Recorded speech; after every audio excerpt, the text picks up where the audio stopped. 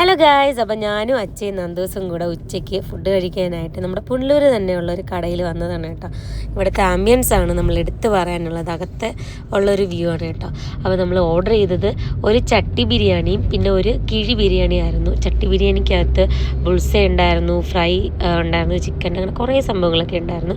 അപ്പോൾ ഞാൻ എടുത്തത് ഈ കിഴി ബിരിയാണി ആയിരുന്നു കേട്ടോ.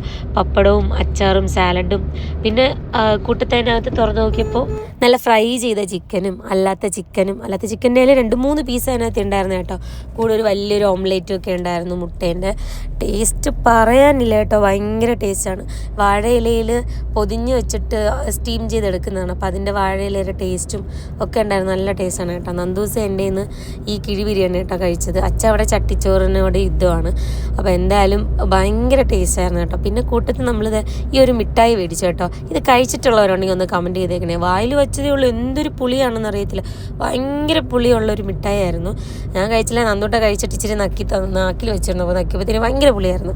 പിന്നെ ലാസ്റ്റ് നമ്മൾ ഓരോ ലൈമും ഓരോ പൈനാപ്പിൾ ജ്യൂസൊക്കെ കുടിച്ച് തിരിച്ച് വീട്ടിലോട്ട് പോവുകയാണ്. പോകുന്ന സമയത്ത് നമ്മുടെ വണ്ടി ഇട്ടേക്കുന്ന അവിടുത്തെ ആ ഒരു വ്യൂ ആണ് കേട്ടോ. നല്ല ചെടികളൊക്കെ വെച്ച് അടിപൊളിയാണ്.